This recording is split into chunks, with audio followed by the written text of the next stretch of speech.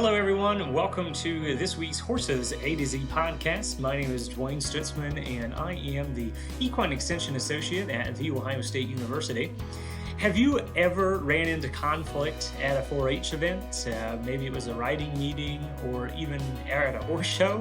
Whatever it might be, when we're working with other people, they're going to have different opinions than you do. And undoubtedly, that's going to lead to conflict somewhere along the road. And over my course of traveling to multiple places across the state and the country as a horse show manager and judge, and now working in extension, I most certainly have stumbled upon different instances where conflict has come up, and watching how people respond to that conflict has most certainly been a learning experience. And I just wanted to take the time to briefly share with you some of those experiences and give you some simple tips that you might incorporate as a way to bring resolution to issues that you run into in the future.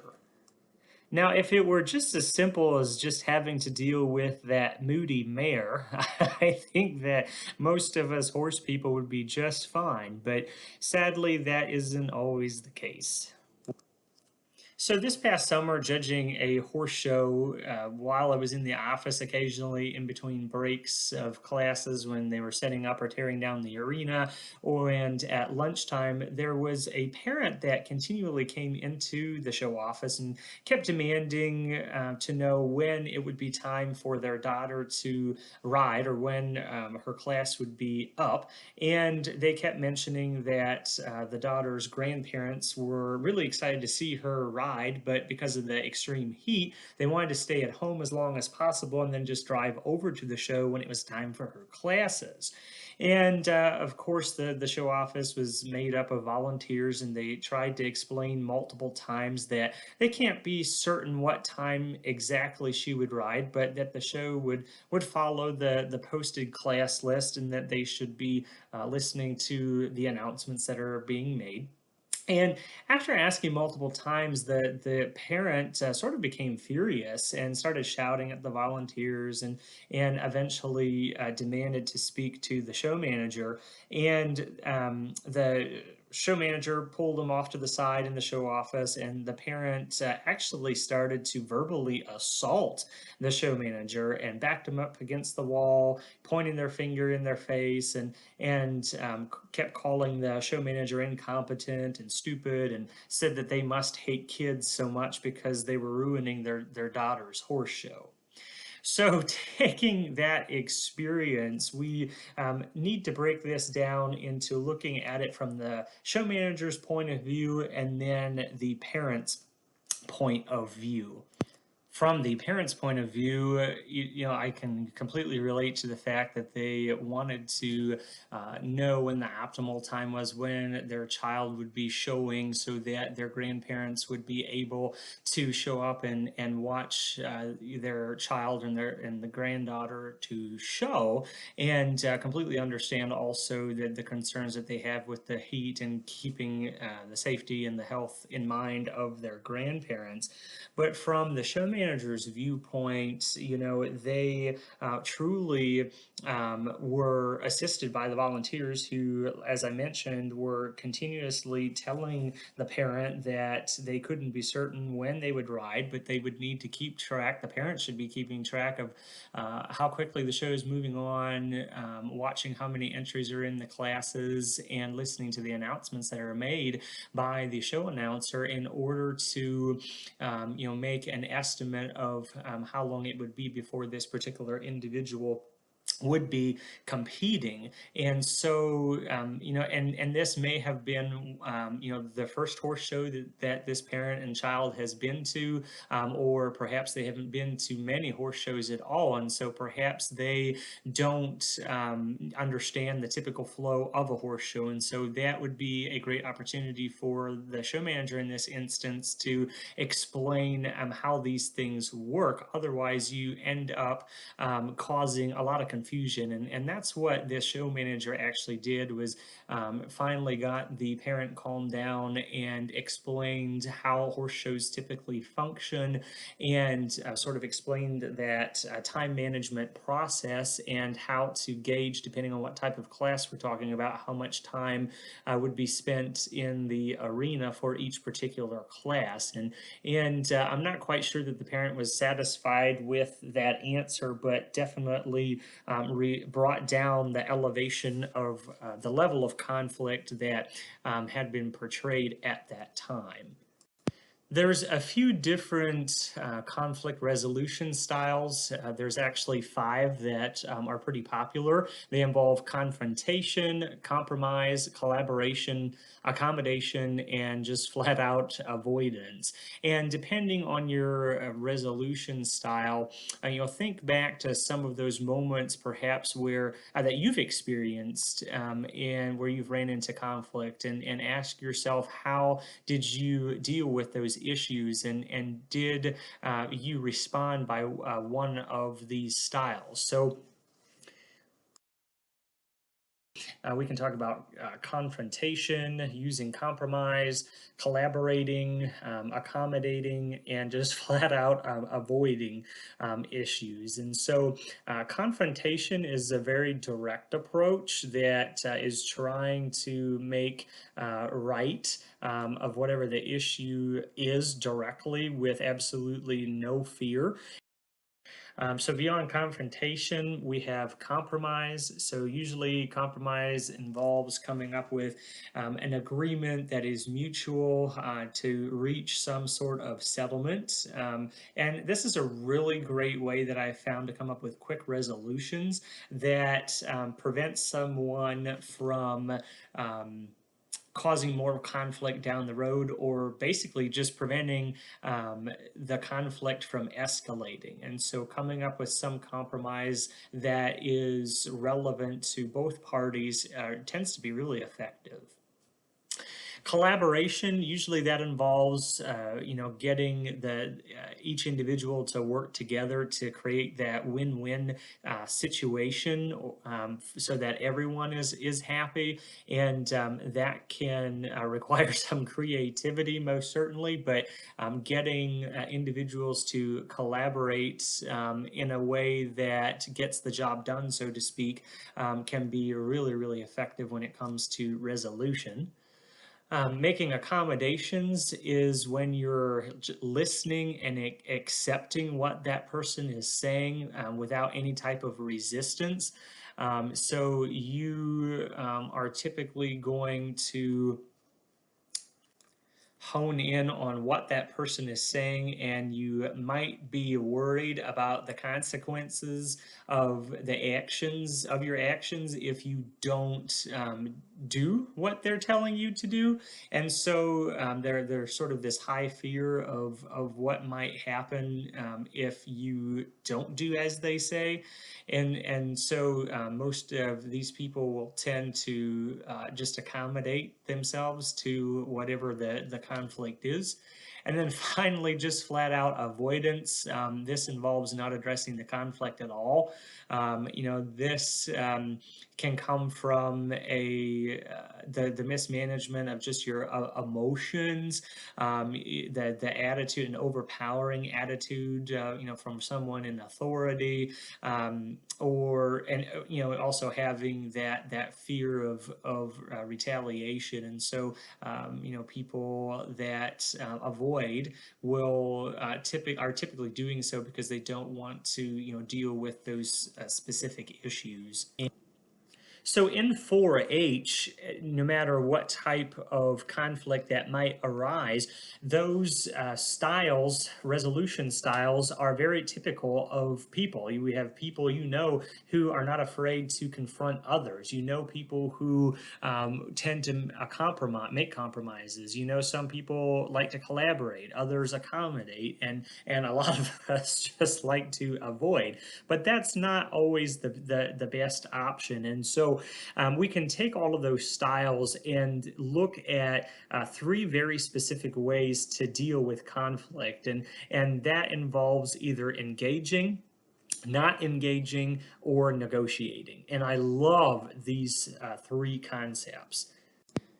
Asking yourself when to engage is always the question, and of course, sometimes if you're like that show manager, you get put on the spot. But typically, when we engage in that type of conflict, we're dealing with confrontations, we're dealing with compromises or collaborations, and so from a compromise, we're trying to negotiate a mutual outcome. We're trying to come up with some way to put your differences aside and work together to come up, with an agreeable solution. When you decide to engage in order to collaborate, that typically involves working together as a team, and that's extremely important because everyone's responsible for their input of ideas, and everyone should have a voice in making decisions. And so for those individuals that have a challenge with that, you have to figure out how to alleviate some of those issues, and you can do that by engaging in discussion.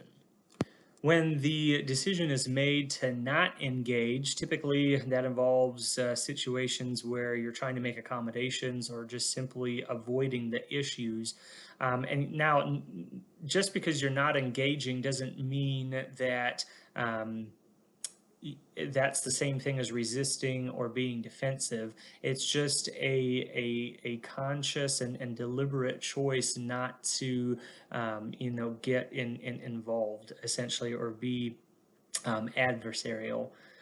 So this particular strategy of not engaging is really effective in making accommodations because typically the issue is less important than the relationship that that person has. So, perhaps a 4-H leader typically has lessons or writing meetings scheduled a certain day of the week for your 4-H club, but your 4-H members can't, make the writing meetings on the days that work best for you. And so in this instance, you make special arrangements according to, their schedule or your 4-H kids' schedule and what works for the majority of them, because the issue of time is less important than the relationship that you have with those individuals. One of my favorite strategies is negotiating. So if someone comes to me with an issue, I tend to listen and take in everything that they're saying. And, if it's something that I haven't considered, then I will tell them I have not considered that and that I appreciate their time and for, bringing forth this issue. And if I, agree with, what they're saying, I will tell them that. And that usually throws them off a little bit because they don't expect to have a person listen to what they're saying, and so that tends to alleviate a lot of the pressure, and then you can negotiate to with that person to come up with some alternative, and making a decision where maybe there aren't better alternatives, or if you're talking about an issue that's really important. Or maybe you can explore other options to do something different down the road. A lot of times it's a misunderstanding, or there is no understanding of whatever you're talking about, and just having that open discussion most certainly can be really resourceful. Now, what's really interesting is that there's a lot of different types of negotiators out there. So, there's really aggressive negotiators, that will spend a lot of time dealing in conflict where the person is making remarks about the issue at hand, and just being very blunt, making statements that the individual is inferior. So think about the parent yelling at the show manager. That was a very aggressive approach in this case, and so in that case, that the show manager needs to take very abrupt action in responding to that individual. we have people who um, pause for a long period of time, and that silence is meant to basically just elicit information from the other person. They think that if they're quiet and they just listen, then that person will continually reveal information to them, which, as I just mentioned, can be very effective. Something you have to watch about is when you have an individual who tries to elicit responses from you that you might regret later on. So that might involve mocking. And so you want to watch yourself that you don't get into a situation where you say something that will further escalate the problem, or come to bite you down the road. You always, of course, then have those people too that are interrogators, so they just challenge everything that you say in a very confrontational manner, and keep demanding things over and over again. And so sometimes it can be exhausting engaging in that dialogue. But over time, typically what I found is that if you listen to what they have to say, and you come to some sort of pathway where you can make amends to the differences in thought and come up with an agreement that works for both, you'll end up better dealing with those particular issues. So to wrap up this discussion, just another example for you to consider and think about how you would come up with a resolution for each person's point of view, because yours might be the same, or it might be different. So we ran into a situation where a club leader, and I'm just going to call her Katie just for this example purposes. There's no correlation to that's not what this person's name was, but I'm just going to use it for this example. Katie is a new club leader for a horse club. She's only done this for a year or two, and even though she's new to being a club leader, she's been involved for 4-H for about 10 years. And so and during this summer, two parents in the club had made contact with the county 4-H agent and reported that they were not happy with how Katie was running the club. They mentioned that the club meetings were always starting late, not all the members were showing up to each meeting, and they didn't feel that Katie was keeping accurate attendance, financial records, things like that. And it was also reported by other parents in the club that these parents that were making the complaints were being disruptive during club meetings, and asking all sorts of questions that didn't pertain to the meeting. And so the major issue that caused these parents to want a meeting with the 4-H agent was when Katie was unable to attend a writing meeting at the last minute. And so Katie sent out a text to her club and let them know that she wasn't able to attend, even though other advisors would be there. And one of the parents that had made the complaint was one of the typical points of contact for these writing meetings. And so to help mediate the situation, the 4-H agent actually called a meeting with Katie and the concerned parents. And during that meeting, just more baseless accusations were made against Katie. And when the parents were asked to provide proof of those accusations, the parents acted all offended, and they left the meeting abruptly, saying that they would only return to the club if Katie was released as a volunteer. So, from the parents' point of view, they were concerned about something that we don't know about. It sounds like they have some disagreements with the how Katie structures the club meetings, or perhaps it could be that they're not aware of the typical function of a meeting, or parliamentary procedure. Perhaps they don't like how long or how short the writing meetings are. There's some gap of information that has caused some resentment between these parents and Katie as the club leader. And so it would be important to initiate discussion. And as you can tell, those parents, when called upon in the meeting with the extension agent, there was complete avoidance of the issue, and they did not want to deal with the issue head on, and sort of gave this ultimatum of if Katie doesn't leave, then they're just going to drop out of the 4-H program. And so from the 4-H agent's point of view, she's trying to mediate these issues, and she's trying to get the advisor Katie and the parents to collaborate and try to discuss what those issues are. And the parents, when asked to provide examples of when these things happen, or what are specific examples of these issues that arise, they couldn't answer. And so there's definitely some resentment towards Katie for whatever reason, and we don't know what it is.